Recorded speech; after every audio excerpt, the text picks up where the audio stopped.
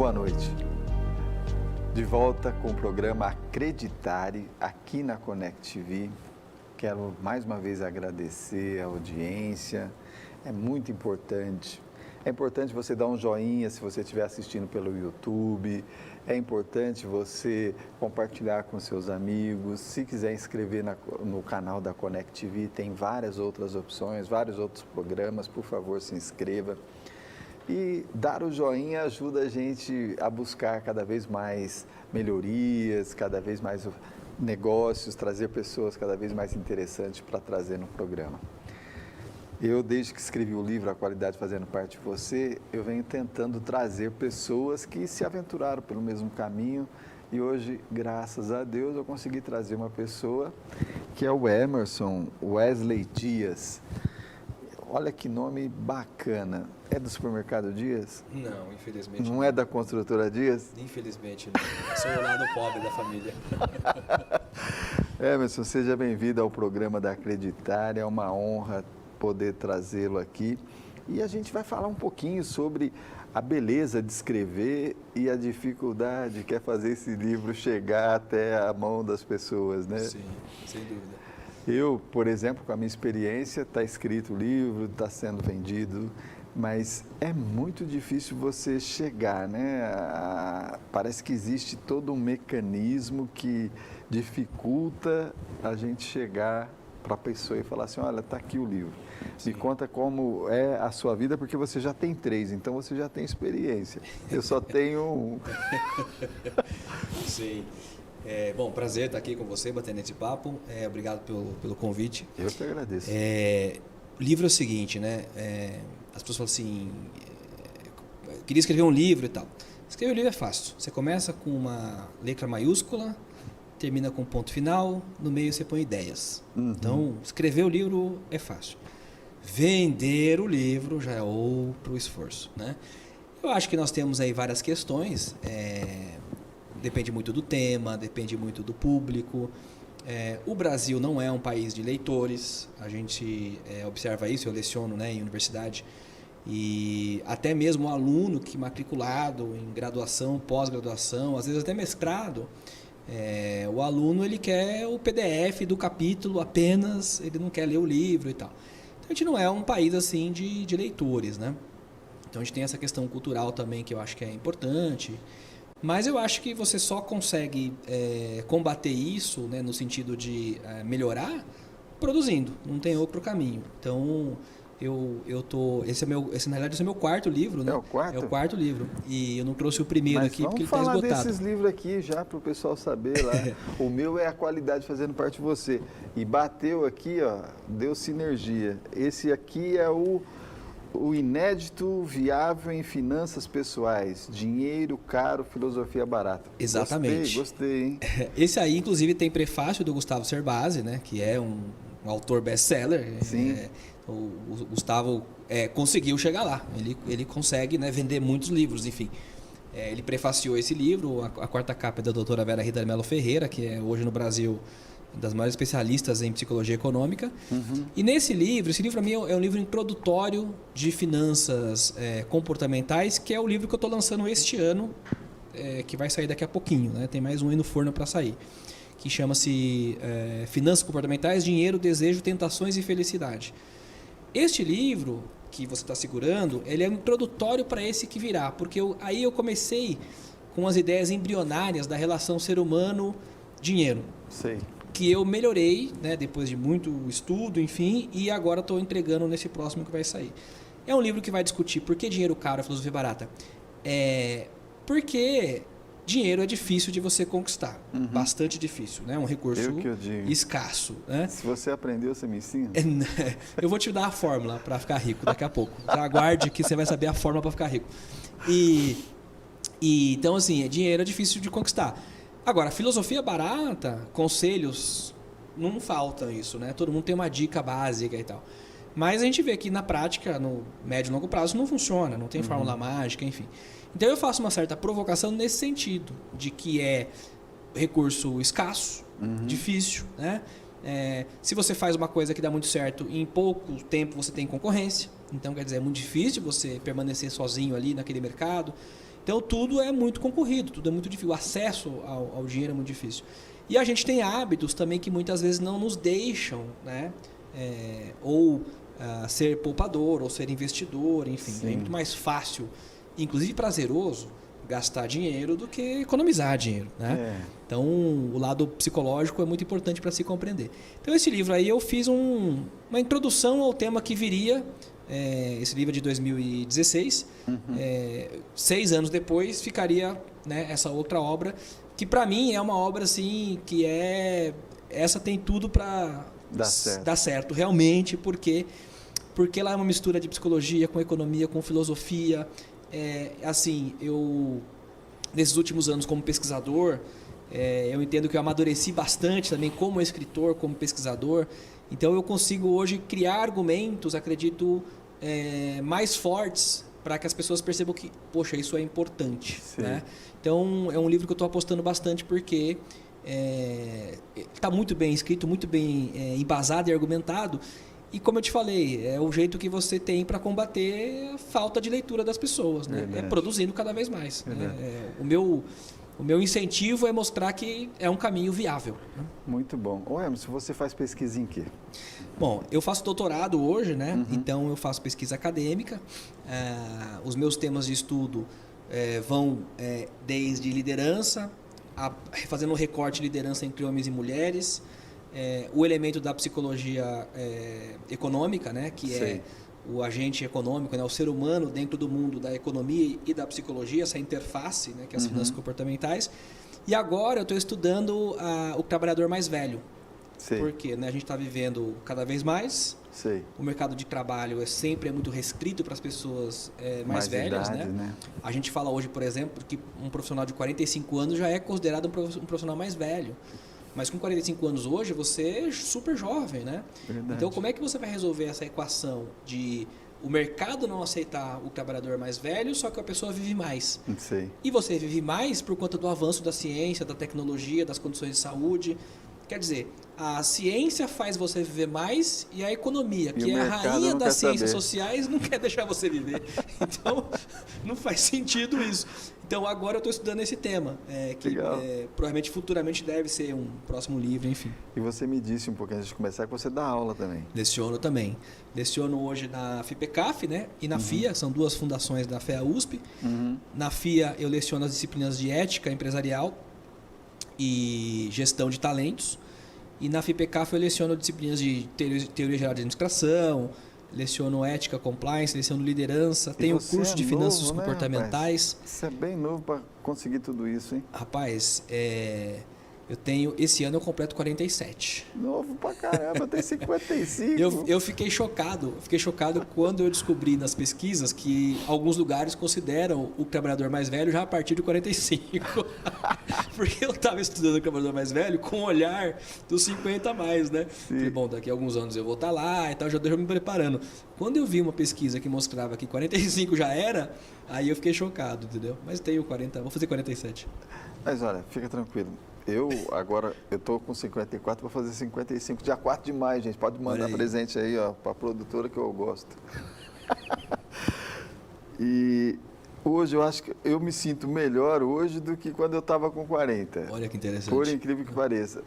Eu acho que depois dos 39 você dá uma desanimada, você começa a achar, não cheguei. Mas depois vem um pique de novo, você fala assim, quer saber de uma coisa, já que eu cheguei até aqui. Rapaz, olha, o que você está falando, eu vi uma pesquisa, eu pesquisei muito o tema da felicidade também, né? Eu fui, inclusive, para o Butão, conhecer lá o indicador da felicidade interna bruta. E tem alguns estudos sobre felicidade que mostram isso, né? Que fala assim, o jovem é muito feliz, quando você chega na meia-idade a felicidade desce, depois ela sobe de novo, então ela tem o formato U. Né? Então o que você está falando tem tudo a ver com as pesquisas aí. Bom saber, eu não sabia. Agora vamos falar desse outro livro aqui. Carreira. A essência sobre a forma. Exato. Chique o título, hein? Esse é o novo livro, saiu agora tem um mês. A gente nem fez o lançamento ainda, né? Ele já está à venda no site, mas a gente não fez lançamento. Esse livro é um estudo de 6 anos sobre o tema carreira. Então, eu fui pesquisar Por que as pessoas trabalham? Por que as pessoas não querem mais trabalhar? Por que as pessoas querem mudar de emprego? Eu fui fazer uma profunda investigação sobre o elemento carreira, né? O que é carreira? Carreira é a sequência de experiências pessoais de trabalho que o indivíduo tem ao longo da sua vida. Então, eu posso fazer um trabalho voluntário, isso é carreira, né? Faz parte da minha carreira. Eu posso fazer um trabalho remunerado, não remunerado, enfim. Então, eu fui fazer uma investigação profunda sobre isso. Por quê? Me incomodava um pouco também, quando se falava de questões de carreira, as questões do tipo, né, você tem que realizar seu sonho, você tem que buscar seu propósito e tal.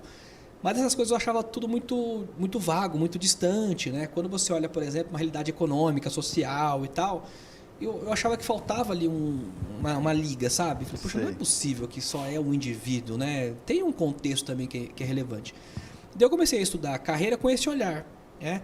O quanto é uma entrega do indivíduo, por isso a essência sobre a forma, ou seja, eu quero realizar a minha essência. Sim. E essa forma pode ser o meu trabalho, né? Ela pode ser. Então, tem uma parte que sou eu, tem uma outra parte que são as minhas circunstâncias. E aí eu fui fazer uma investigação sobre mercado, sobre organizações e tal. Então, nesse livro, eu trabalho a temática carreira do ponto de vista do indivíduo, muito sobre autoconhecimento, motivações, propósito, né, valores, enfim.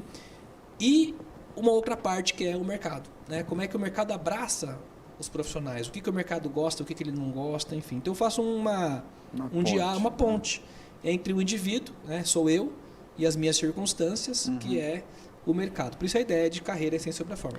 Você sabe que isso é muito válido. Eu vejo muitas pessoas hoje que elas nitidamente entraram naquela carreira, mas não era o que elas planejaram para a vida. Elas entraram. E aí foi ficando e pegando outras coisas. E uns estão muito infelizes e outros se descobriram fazendo isso. Exato. E você acha que isso tem a ver só com a pessoa ou realmente a carreira pode fazer você ter mais prazer do que outra? Então, essa pergunta é extremamente interessante e eu entendo assim. Há uma combinação importante que é competência, interesse e motivação. Interesse é aquilo que desperta uma vontade. Eu tenho interesse em música. Pô, sei lá, eu gosto, sei lá. Mas você sabe tocar um instrumento? Eu não sei. Sabe cantar? Não sei. Então você não tem competência, mas você tem interesse. Agora, tem um outro elemento que é a motivação, né? Por que você faz o que você faz? Então, muitas vezes eu tenho interesse em música, mas não desenvolvi uma competência em música. Só que eu precisava pagar minhas contas. Então, eu fui trabalhar no supermercado. Por uma motivação financeira, de sobrevivência, eu não olhei nem meu interesse, nem minha competência. Eu fui trabalhar onde me deram a oportunidade. E, ao trabalhar lá, eu desenvolvi uma competência. E desenvolver essa competência, posso ficar muito bom nisso. E porque fiquei muito bom nisso, as pessoas querem que o meu trabalho seja feito em vários lugares. Então, eu tenho um ativo aí para negociar, que é a minha competência. Agora, será que essa competência satisfaz as minhas motivações mais profundas? Esse é um outro exame. Que muitas vezes acontece do quê? Por isso que eu falo do contexto social, que é muito importante, né? O Brasil é um país pobre, né? Se você olha a nossa classe média, quando você faz as pesquisas, a classe média brasileira gira em torno de R$3 mil de remuneração. Isso não é classe média americana ou europeia. Né? Então, o Brasil é um país pobre. Embora tenha muitas pessoas ricas, mas é um país pobre. Então, a grande maioria das pessoas vai trabalhar naquilo que tem oportunidade. Entendi. Né? E pode se tornar boa naquilo ou não. Só que chega uma hora que parece que aquelas coisas brotam na meia-idade, por exemplo, que às vezes o cara é muito bom, ele está bem remunerado, mas ele não se motiva mais com aquilo. Entendi. E aí dá uns choques, que a pessoa fala, poxa vida. Aí entra um elemento importante, que é o que a gente trata como transição de carreira. Que é você reavaliar essa sua carreira e talvez partir para uma segunda fase de carreira, onde você possa levar um pouco dessas competências que você desenvolveu e talvez você possa buscar um pouco mais de motivação nessa segunda fase de carreira. Então eu acho que é sempre uma combinação de motivações, interesses e competências, mas que nem sempre elas estão alinhadas. Né? E também entendo que nem todo mundo tem a oportunidade de conseguir alinhar isso. Muito bom. Eu provoquei porque eu acho que tem muita gente hoje muita gente que talvez não esteja na carreira do sonho e que não está feliz, e tem muita gente que descobriu na carreira uma oportunidade e vai muito bem, obrigado e feliz. Eu até encontrei algumas pessoas na vida que eles começaram sem nenhuma opção, mas depois que descobriu o prazer daquilo que fazia, depois que se interessou, começou a gostar, se transformou em profissionais mesmo Sim. naquilo, que Sim. eu realmente acho assim louvável. Sim. O interesse é suficiente para fazer uma pessoa que está nos assistindo ali a buscar uma motivação, porque a motivação é algo muito intrínseco, tem que vir de dentro, né? Sim, sim.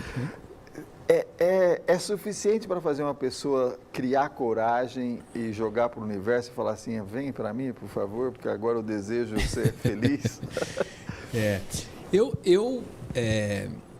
Eu entendo que não é suficiente. Eu acho que o interesse eu trato isso no livro, né? Ele é uma das coisas que você tem que estar muito atento, porque, por exemplo, quando você fala com pessoas da meia idade que estão repensando carreira, eu faço, né, um trabalho de aconselhamento. A pergunta é, o que você gostava na infância, por exemplo, né? Muitas vezes a pessoa tinha uma inclinação muito clara na sua carreira na infância, mas ela abandonou essa inclinação por conta das motivações que naquele momento não podiam ser realizadas, né? Porque assim, eu quero ser músico, mas a realidade do músico no Brasil, você sabe que na média... Vai ser que nem né? Nós, escritores, vai passar Eu ia fome. falar isso agora. Você escreve livro porque você tem uma motivação de escrever. Você acha que isso faz sentido, que isso você quer discutir as suas ideias, trazer as suas visões e tal.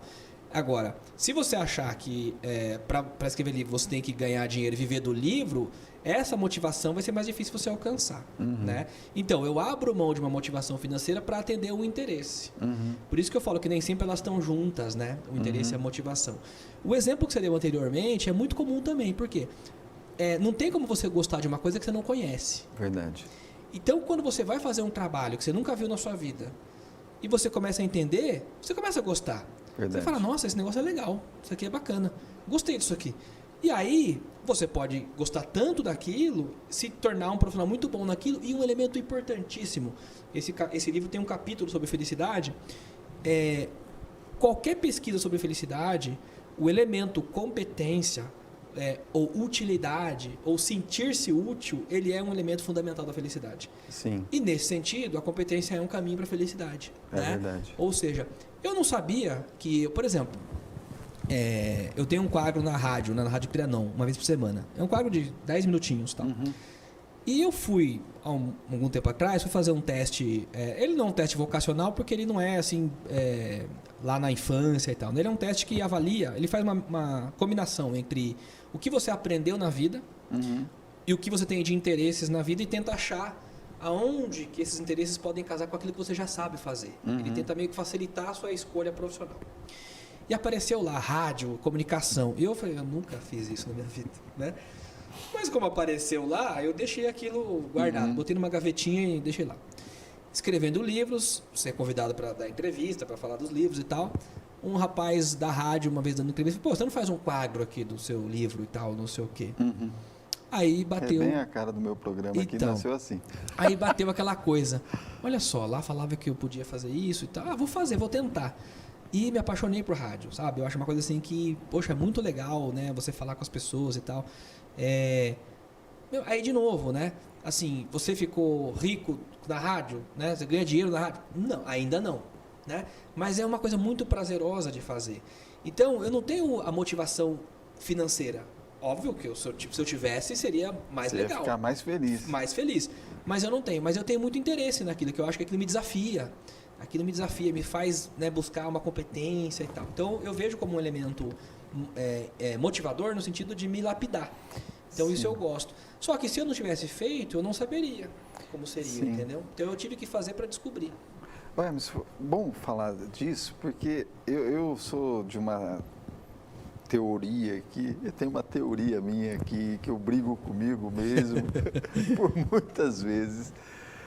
Muita gente fala que dinheiro traz felicidade. Eu defendo que dinheiro traz alegria. Felicidade está além do dinheiro. Sim. Será que isso tem a ver mesmo? Eu que sou muito reticente. Eu vou te falar a minha teoria e depois eu vou falar a pesquisa, né? A minha teoria é o seguinte: o dinheiro ele traz conforto para o físico, não para a alma. Verdade. Então eu acho que essa diferenciação é importante. Essa é a minha teoria.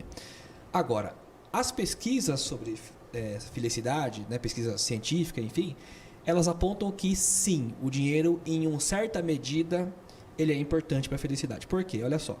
Tem um estudo chamado Paradoxo de Easterlin.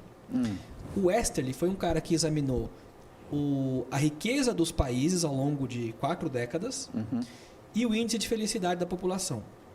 E ele descobriu que países que cresceram e ficaram bastante ricos não elevaram, na média, os níveis de satisfação e felicidade com a vida da população. Entendi. Então isso se transformou no paradoxo de Easterlin, que diz o seguinte: até um certo nível o dinheiro é importante para a felicidade. A partir de um certo nível não muda mais nada. E aí tem uma galera que estuda psicologia da pobreza. Inclusive a Esther Duflo foi prêmio Nobel de Economia 2019 porque ela faz estudos nessa área. Porque o pobre é feliz, né? O pobre é feliz, mas se faltar tudo, ele também não consegue. Não consegue.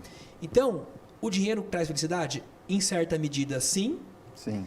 E se faltar muito, também ele prejudica você ter felicidade. Porque, veja, quando você está numa linha muito abaixo de uma linha média, vamos chamar assim, a sua comparação é muito ruim, né?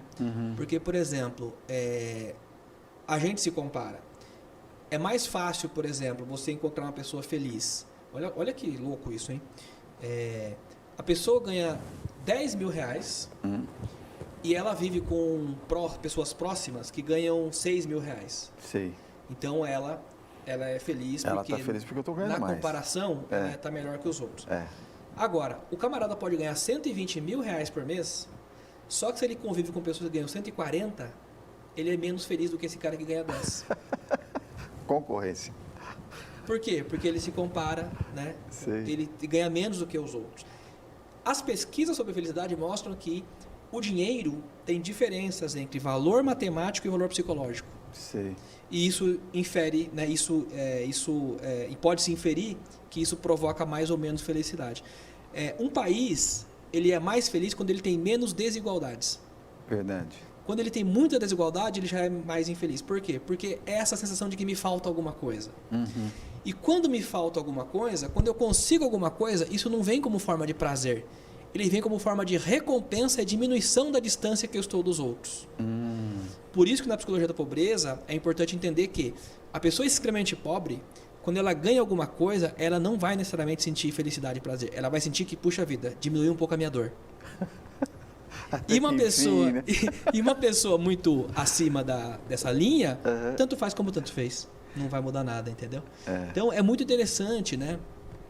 Os estudos sobre felicidade. No meu livro tem um capítulo inteiro sobre isso, super embasado com artigos acadêmicos, enfim, porque é muito interessante essa avaliação, né, do prazer hedônico e tal, mas daquilo que de fato traz felicidade. O dinheiro tem uma responsabilidade, sim, mas não é 100%. Você sabe que os momentos mais felizes da minha vida nunca teve a ver com dinheiro. Acredito. Por exemplo, cada filho que nasceu foi uma alegria, uma felicidade, assim, eu não cabia dentro de mim. Sim. E eu não tinha nenhum dinheiro, né, envolvido. Sim. Quando eles passam na escola, na faculdade, seja onde for, também vem aquela felicidade, assim, que a gente parece que você está vencendo com eles, né? Sim. Ou quando eu estou com os animais, na natureza. Olha só. Ó, falo isso também no livro. O PET produz uma substância no ser humano que é a ocitocina. E do ponto de vista da felicidade, ela é um combinado de uma parte química e de uma parte atitudinal e de uma parte de circunstâncias em que vivo. Por exemplo, pessoas que vivem em países democráticos tendem a ser mais felizes do que pessoas que vivem em países autoritários. Então, isso é uma circunstância que não depende de mim. Né? Então, essa parte química da felicidade tem a ver com ocitocina, por exemplo. É um dos elementos químicos. E o pet produz ocitocina na gente. Que bacana. Então, você falar com um pet é uma possibilidade Ô, de felicidade. Draco, me espera aí que eu vou falar com você hoje. Você estar com um pet é estar feliz, né? É ter prazer. E eu vou falar do outro livro, mas eu vou deixar para o outro programa que a gente vai continuar. Para quem estiver assistindo, vai ter extensão desse programa que a gente fala desse outro livro. Porque eu acho que de 2 aqui já foi fantástico, está sendo fantástico. E uma das coisas que eu ultimamente venho fazendo muito é buscando essa coisa de energia positiva, pensando em coisas positivas. No início eu comecei porque eu queria mudar mesmo, e acreditei, falei, não, acho que já com o nome do programa, falei, eu vou começar. E faz uma diferença lascada. E muita gente acha que isso é balela, mas não é, Não gente. É uma coisa assim, se você começa o dia falando assim, não vai dar certo, não dá certo mesmo. Se você já começa reclamando, hoje é segunda-feira, pelo amor... Inverte, tenta imaginar que a segunda é sexta. Parece que não, mas funciona. Realmente a gente começa a ter uma energia diferenciada, você começa a ver as coisas, o problema às vezes como uma oportunidade. Isso de alguma forma, para quem está lá naquela carreira, vamos lá, uma recepcionista. Nem todo mundo quer ser recepcionista, mas entrou ali, não consegue enxergar que às vezes é o degrau que eu preciso subir, porque ela depois pode virar uma gerente, ela pode, ou uma supervisora antes, depois uma gerente, depois pode até virar uma diretora de atendimento. Para ela ganhar esse ânimo de continuar sendo recepcionista durante todo esse trajeto, é importante ela pensar positivo? Olha, eu acho que o pensar ele é um elemento importante do ponto de vista, né, de como você falou, de energia, motivação e tal. Porque o fato de você... Eu acho que só o pensar não resolve, mas o pensar é fundamental para você tomar ação. Sim. Você falou, bom, se eu pensar que vai dar errado, vai dar errado. Já vai dar. Né? Você já botou na cabeça. Você já vai dar errado. Então, eu acho que você tem que pensar que existe formas de conseguir superar isso, eu acredito nisso, né? Tem um livro muito bom do Viktor Frankl, né, que ele fala em busca de sentido, que é um pouco isso, de você colocar na cabeça que eu vou superar, eu vou passar por isso e tal. Mas é óbvio, né, que se você ficar só pensando, não vai resolver, você vai ter que tomar ação. Mas eu acho que o pensar é o primeiro elemento para você agir. Né? É verdade. Eu só posso agir uma vez que eu pensei sobre a minha ação. Então, nesse sentido... que é a mesma coisa de pensar pequeno e pensar grande, né? Dá o mesmo trabalho. Então, pensa grande. Eu acho que é a mesma coisa. E olha só que interessante isso, né? A nossa mente, a gente não consegue pensar 2 coisas ao mesmo tempo. Não. Ou a gente pensa uma ou pensa outra. Então, é melhor pensar positivo, né? Então, pensa positivo, veja o lado positivo. Onda aí. E eu acho que é essencial. Pessoas otimistas vivem mais. É verdade. A gente, quando trabalha com qualidade, a gente tem que falar sobre descrição de carga. Eu lembrei carreira, liguei todo esse assunto aqui que a gente está falando.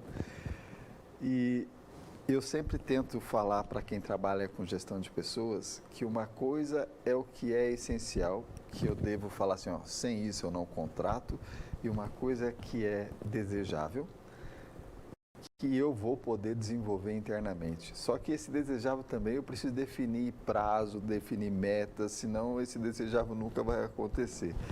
Você acha que isso é possível para o inédito viável? Sim, eu concordo com você plenamente, porque o nome, né, o inédito viável, é isso. O inédito é aquilo que ainda não é ou não tenho, mas que eu quero ser ou ter, portanto, viável.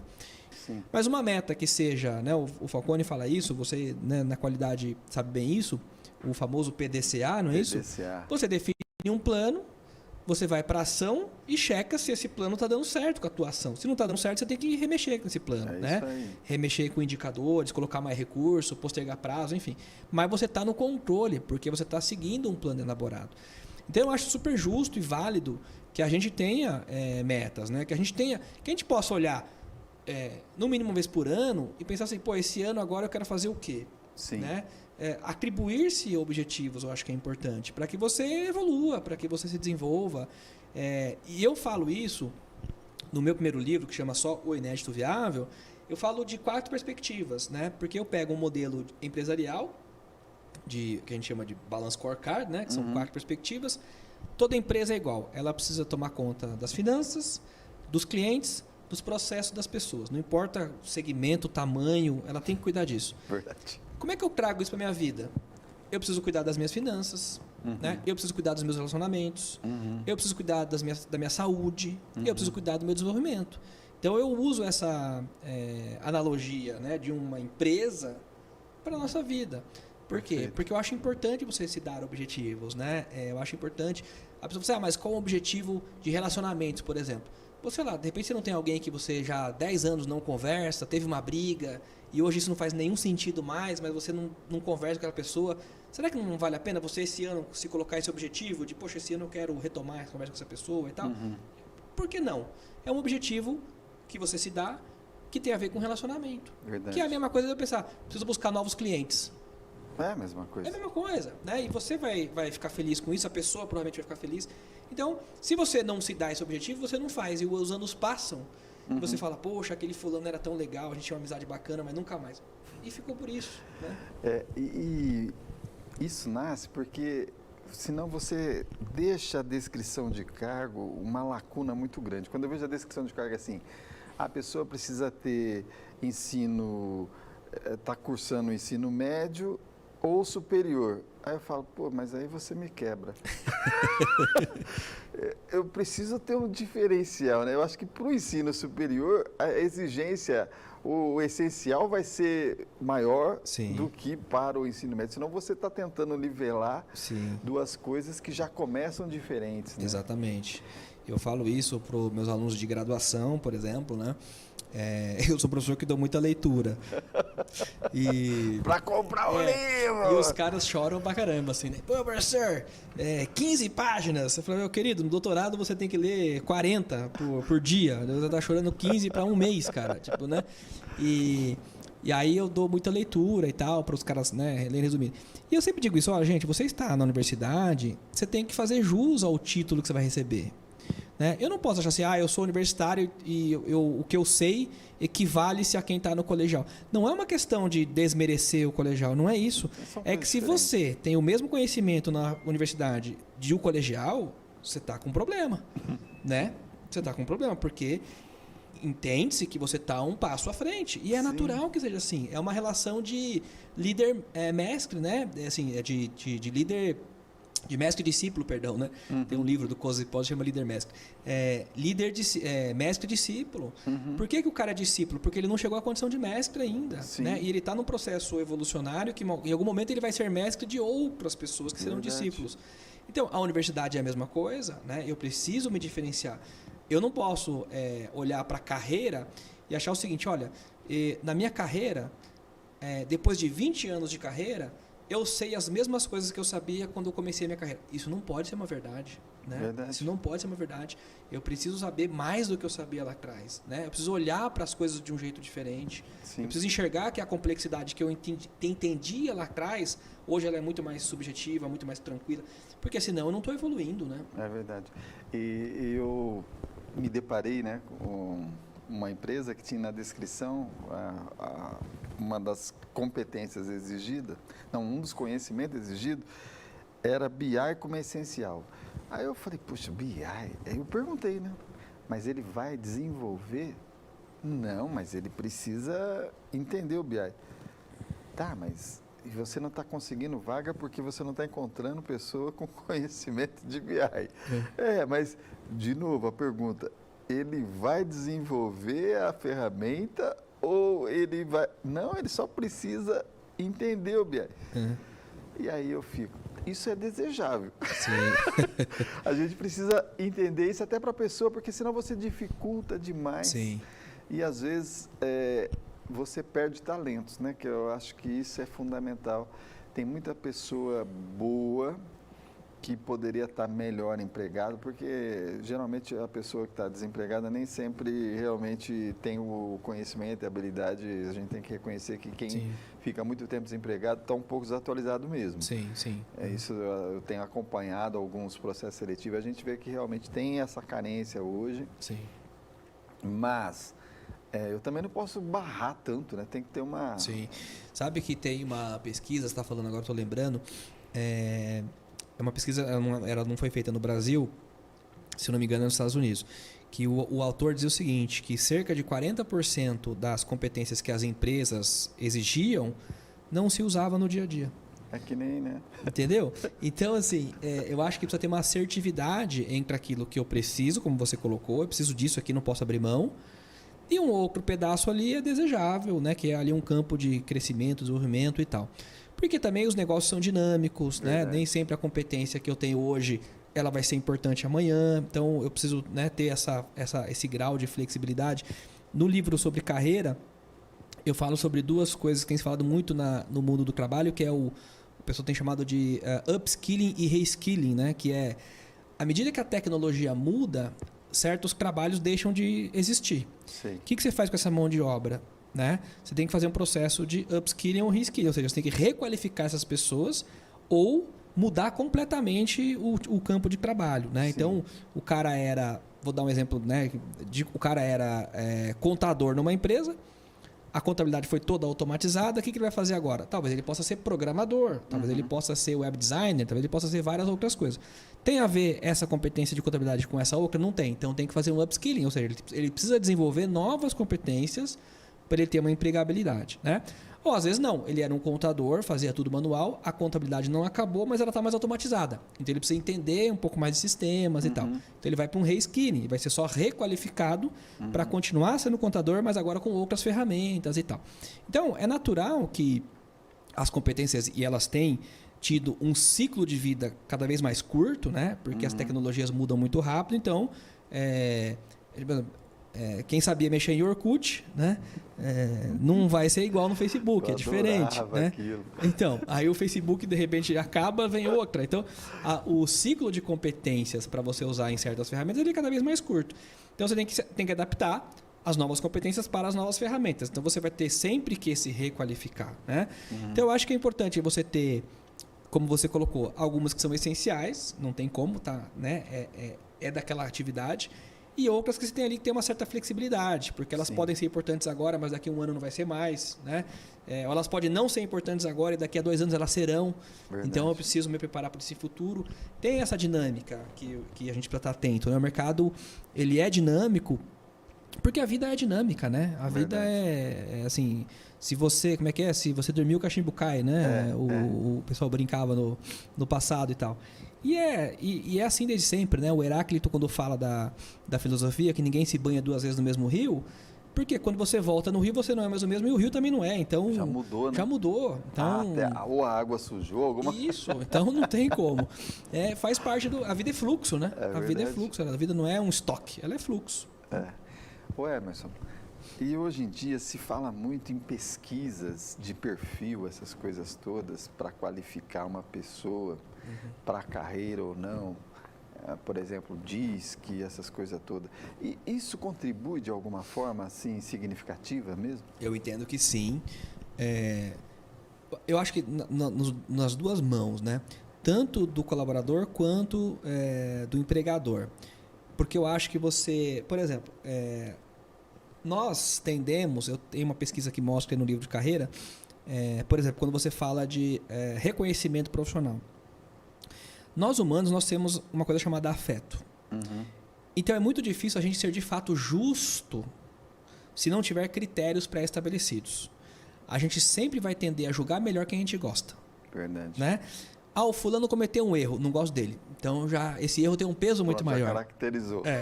O fulano cometeu um erro, putz, é uma pessoa que eu gosto tanto. Aí você fala assim, vamos ver o que dá. Entendeu? O ser humano não é assim, né? Nós temos vieses, não tem como. Então, se você não tem um critério muito técnico, né, não que vai eliminar, hein, mas que vai ajudar você a minimizar, é muito difícil você falar que eu fui super critério. Não foi. Você não tem um checklist ali pronto, não foi. Tem um afetinho ali que afeta. Então, sabendo que o ser humano é assim, essas ferramentas nos ajudam a abrir o olho nesse sentido. Olha só que interessante, fiz aqui um assessment com as pessoas, né, um diagnóstico, e eu descobri que toda a minha equipe tem a mesma... Eu trabalho muito com o tipo psicológico, né, com o MBTI. Conheço o DISC também e tal, mas eu uso mais o MBTI.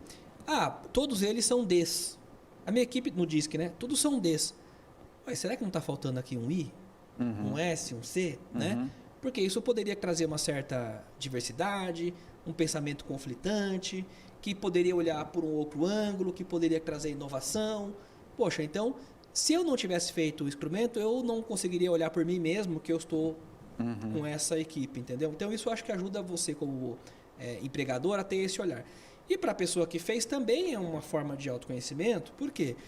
Muitas vezes a gente não se reconhece tendo os comportamentos que a gente tem. É verdade. Mas quando alguém nos aponta, fala, não, você está equivocado. Aí você fala assim, então tá bom, vou filmar você 24 horas por dia. Aí você se assiste. Aí ferrou. Aí você fala, realmente eu era assim, né? Por quê? Porque a gente não olha pra gente de fora pra dentro, né? A gente olha de dentro pra fora. É verdade. Então esse olhar é importante. Nesse sentido, eu gosto muito desses instrumentos, porque eu acho que eles ajudam a gente a se enxergar, né? A gente fala, poxa, realmente, né? Eu não sou tão bom quanto eu achava que eu era. Eu tenho aqui um espaço de desenvolvimento que é importante. Então eu acho que é legal, sim, faz sentido, eu acho que isso é bom. Há vários instrumentos, né? Então eu acho que eles são sempre muito, muito úteis. Pessoas. Eu sou apaixonado por esse tema.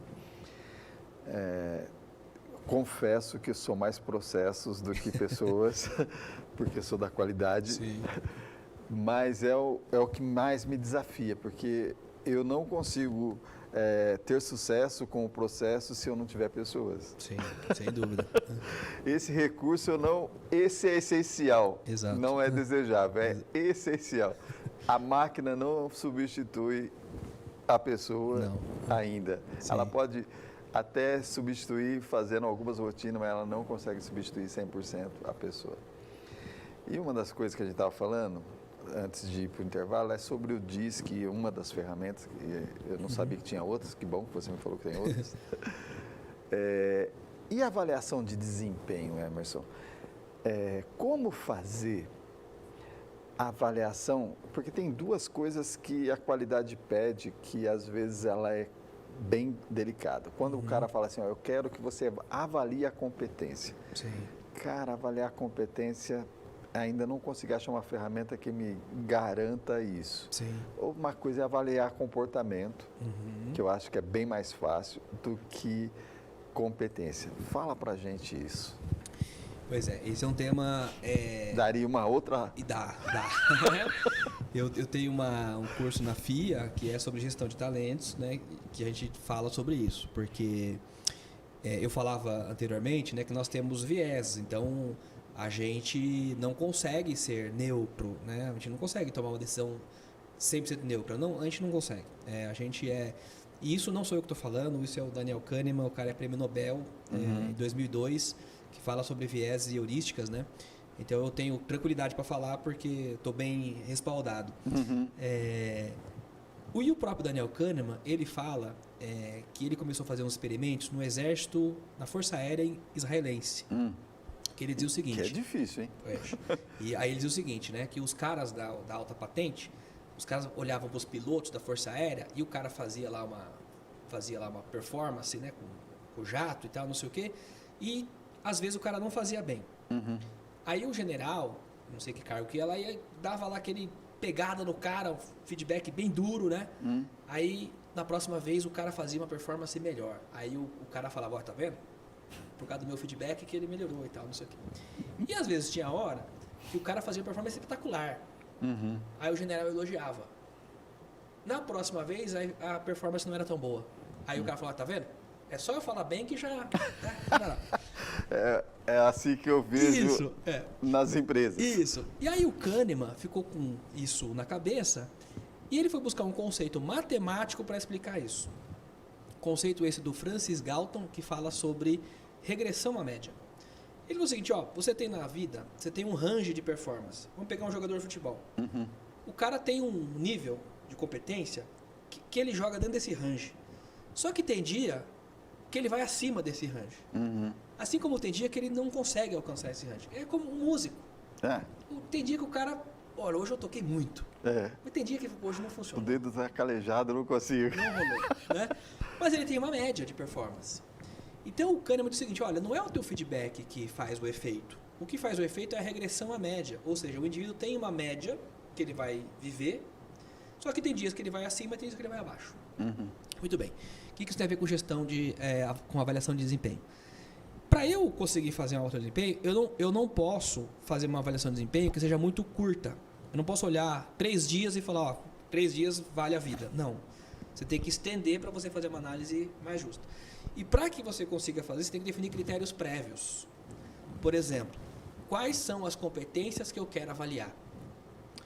Eu não posso falar uma lista de 100 competências, porque ninguém vai conseguir fazer isso. Então eu preciso escolher aquelas competências que são chamadas core competence, né? As competências que são essenciais, como você colocou. Essas aqui eu não tenho como abrir mão. Então eu começo avaliando essas. Eu defino quais são elas, principalmente explico o que são elas e mostro com exemplos quais são os comportamentos esperados que validam que essa competência está sendo executada. A partir daí eu tenho um prazo e aí eu vou fazer uma avaliação. Recomenda-se que tipo de avaliação? Uma autoavaliação da pessoa, a partir dessas competências, uma validação do líder desta pessoa sobre essa pessoa e depois uma avaliação dos pares, para que você tire um pouco mais do elemento subjetivo. Que seria os 360 graus. 360 graus, exatamente. Que é fantástico e traz uma riqueza que mas a verdade dói. Dói e por isso que ele é bom. Sabe por quê? Porque, olha só, hein? Eu falo isso com meus alunos. Quem gosta do sermão de mãe? Acho que ninguém, né? Ninguém gosta. Ninguém gosta. E do pai detesta. Pior, né? Então, para que eu vou dar um sermão se eu posso dar um espelho? O 360 tem esse efeito. É verdade. Porque o cara olha e fala, sou eu. Não tem outro jeito, né? E este feedback, ele é melhor do que qualquer sermão. É verdade. Então, a ferramenta, quando bem construída, não há ferramenta perfeita, não tem isso. Quando ela é bem construída, quando o processo é bem divulgado, bem comunicado, ele traz muitos bons resultados, sem dúvida nenhuma. Sim. Só que ele dá trabalho. Né? Verdade. E as pessoas nas empresas estão atoladas de trabalho e não têm tempo para fazer essas avaliações como elas merecem ser feitas, entendeu? Sim. Eu sempre fico com uma dificuldade muito grande quando eu falo da competência, porque às vezes tem uma competência assim, né? A pessoa tem que ser assertiva no cadastro. Vamos pegar uma recepcionista, tem que ser assertiva no cadastro. Eu já tenho um indicador ali, se a menina estiver errando o cadastro, eu já estou automaticamente avaliando, o próprio indicador dela já está avaliando ela. Perfeito. Agora, imagina quando eu falo assim, empatia. Sim. Que ela está mais ligada ao comportamento do que à habilidade. Sim. Como fazer essa avaliação de uma maneira que não fique assim tão subjetiva? Sim. O exemplo que você deu foi bom porque a empatia, a gente tem hoje instrumentos, por exemplo, de inteligência emocional que medem a empatia. Então, Poxa! Então isso a gente já consegue, né, por algumas ferramentas, fazer essa medição. Se você não tem esse tipo de ferramenta, volta ao modelo de você definir a empatia, né? A empatia à luz de quem que eu vou definir e qual que eu vou usar, né? Ou seja, um modelo. Qual o modelo? Valor de referência. Isso aí, valor de referência. E a partir daí, eu desdobro em comportamentos, né? Olha, comportamentos esperados, comportamentos que a gente não quer, né? O máximo e mínimo, digamos assim. E a pessoa tem que entender isso antes, né? Porque às vezes você dizer que funciona ou não funciona é simplesmente um alinhamento prévio de expectativas. Porque eu não posso receber no final do mês um feedback de uma coisa que eu nem sabia que ia ser cobrado. Então, se eu alinho antes, olha, empatia para nós é isso. Comportamentos empáticos esperados. 3 exemplos. Comportamentos que a gente não aceita. 3 exemplos. Dentro desse range vai ter uma subjetividade, claro. Mas aí você vai pegar fatos, né? Situações onde aquilo apareceu, aquilo não apareceu. E esse modelo 360 é muito importante porque Se a pessoa está sabendo que ela vai ser avaliada, a tendência é que ela, né, se enquadre de alguma forma. Ela cumpre aquele, né, ela cumpre aquele ritual ali e tal. E quando ela percebe que ela não foi, mas ela acha que... Quando ela acha que foi, mas não foi, o 360 resolve. Verdade. Porque o 360 fala, não, ó, eu não acho que foi. Não, mas eu acho. Não, mas eu não acho. Então nós temos aqui um gap de percepções. Sim. Não é isso? E se nós temos um gap de percepções, nós temos que sentar e dialogar sobre isso. Por quê? Porque eu entendo que cada um de nós vai ter uma percepção sobre as coisas, né? Verdade. Eu posso olhar para uma coisa e eu posso olhar para aquela câmera e perceber que ela tem um cabo em volta ali que é branco. Você pode olhar para ela e perceber que a alavanca de ajustagem está um pouquinho solta. A gente vai olhar para as mesmas coisas, mas vai ter percepções diferentes. Verdade. Mas a gente vai ter que sentar aqui e chegar no consenso, né? Então, o que é mais importante? É a alavanca ou é o cabo, né? Entendeu? E eu acho que o processo de avaliação, ele é isso. Só que isso exige muito das lideranças dentro das empresas. E eu falo isso quando eu faço, né, esse tipo de trabalho em organização, que a gente tem que fazer isso, mas a gente tem que ter o olhar de que a gente tem que dar os instrumentos e os recursos, né? A gente tem que dar fazer a cobrança, mas dar os recursos. Sim. Porque só a cobrança sem dar o recurso é muito difícil, porque isso acaba se tornando muitas vezes um trauma para as organizações, né? É verdade. Porque elas não conseguem fazer, as pessoas não conseguem ser avaliadas e fica aquela coisa que não funciona para ninguém. Né? A gente está quase chegando ao fim do programa, Emerson, e eu não poderia deixar de falar da liderança. Eu acho que é o tema... muitos líderes são promovidos pelo tempo de casa. E, às vezes não teve experiência fora, não conhece outro mercado, e aí tem uma dificuldade, às vezes, para sair daquele cenário, daquele mundo e ver as dificuldades que estão sendo colocadas. Como fazer o líder acordar para essa realidade que hoje o mundo está muito rápido? Não dá para você ter líder desanimado, líder reclamando de salário, não dá mais. A gente precisa ter, o líder precisa acordar que ele é que vai fazer a diferença. Sim. E aí eu estou te falando de dois fatores. Um é o líder, outro é o gerente, que é a grande confusão que a gente faz. O que é o líder e o que é o gerente. Se você quiser falar, fica à vontade. Sim. Então, eu sempre digo o seguinte, né? A liderança é um posicionamento. E por ser posicionamento, ela implica uma escolha do indivíduo, né? Nem todo mundo quer ser líder. Então, eu acho que esse é um ponto importante. Porque a liderança ela é muito idealizada, né? As pessoas, sempre que você pensa num líder, eu dou esse exercício em sala de aula, defina a liderança e pensa um líder. Sempre vem Mahatma Gandhi, Martin Luther King, sabe assim? Falo, não, mas assim, gente, pensa no dia a dia, na empresa, lá na escola, pensa assim, mais perto da gente, sabe assim? Né? Tem liderança ali que é importante também e tal. Então, eu acho que tem que pensar sobre isso, né? O que é essa liderança? Porque a liderança, a gente vai poder olhar ela de duas formas.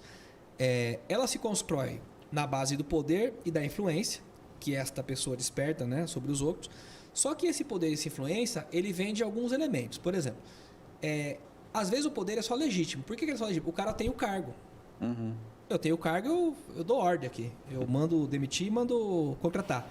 Esse é um poder legítimo, que influencia as pessoas. Mas ele é limitado. Porque ele está restrito a essa legitimidade que vai oferecer a possibilidade de você recompensar ou punir. Sim. Mas isso não ganha corações e mentes. Não. Né? Isso é transacional apenas. Há uma outra característica da liderança, que aí é o que eu falo de posicionamento, que é uma liderança mais transformacional, que é aquele sujeito que desenvolve pessoas, que tem um olhar sobre pessoas, né? Que ele fala, ele mexe a pessoa de um jeito que a pessoa fala, puxa, esse cara me falou umas coisas que mexeu comigo, mexeu com o meu brilho. Esse cara, né? E olha que louco isso, porque o líder transformacional, ele arranca a performance das pessoas muitas vezes sem envolver o recurso financeiro. Verdade. Porque o cara fala assim, bicho, eu vou fazer esse negócio aqui porque você me pediu. Se fosse outro, eu não fazia. Eu não vou fazer isso aqui. Me recuso. Porque é o intangível, é a relação humana. Então, a melhor forma de, acho que a liderança, né, acordar, que você falou, você tem que aprender sobre gente. Como é que gente funciona. Não que, né, a gente, com toda a ciência que nós temos, nós estamos longe de decifrar comportamento humano. Ou seja, a gente arranha na superfície os motivos e tal, mas a gente está muito longe de entender. Mas, no mínimo, tem que entender um pouco sobre motivação, né? Um pouco sobre comportamento, um pouco sobre expectativas, diálogo, comunicação. São todas coisas muito importantes que vão fazer com que esse líder se humanize verdadeiramente, né? Que ele entenda que eu estou lidando com gente aqui, né? Eu tenho metas na empresa. A empresa... Hoje de manhã eu dei um curso sobre visão de negócios, né? E a pergunta é, por que as empresas quebram? Aí todo mundo, porque falta o cliente, porque falta não sei o que. Não, a empresa quer porque falta dinheiro. Todo o resto que você falou leva à falta de dinheiro. Sim. Né? Agora, o que faz a empresa quebrar é falta de dinheiro. Por que falta dinheiro? Porque o atendimento talvez é ruim, porque o preço é caro, porque o mercado é mais forte do que... Ou seja, né? Essas outras coisas que fazem o dinheiro chegar na empresa, que a gente precisa trabalhar. E uma delas, por exemplo, é a motivação das pessoas, né? É a empatia. Poxa, você chegar num lugar para ser atendido, na recepção você já ser mal atendido? É brincadeira. Né? Ô Emerson, olha só, por que a coisa quando é boa termina logo, né? Emerson, eu agradeço a sua paciência, agradeço o seu carinho aqui. O diretor não para de puxar minha orelha lá do vidro. E eu preciso encerrar, mas, meu amigo, muito obrigado mesmo. Fica à vontade para despedir dos seus amigos ali. Bom, agradeço, né, estar aqui mais uma vez para falar do meu trabalho. Agradeço a audiência. Quem quiser acompanhar o meu trabalho, as redes sociais é o Inédito Viável, né? O ineditoviável.com.br é o site. E nas redes sociais, o Inédito Viável, Facebook, Instagram e no YouTube. Tem lá os meus conteúdos e para fazer contato também. Espero que você goste do que tem lá, porque a gente sempre produz na expectativa de crescimento, né? De que as pessoas cresçam, de que a gente tenha uma sociedade melhor e que a gente evolua como nação também, enfim, como comunidade. Acho que esse que é o grande propósito do nosso trabalho aqui. Pessoal, eu agradeço a paciência, agradeço a audiência, agradeço tudo que vocês me proporcionam. E fica aqui o convite para a próxima semana, para o próximo programa. Até mais, fiquem com Deus.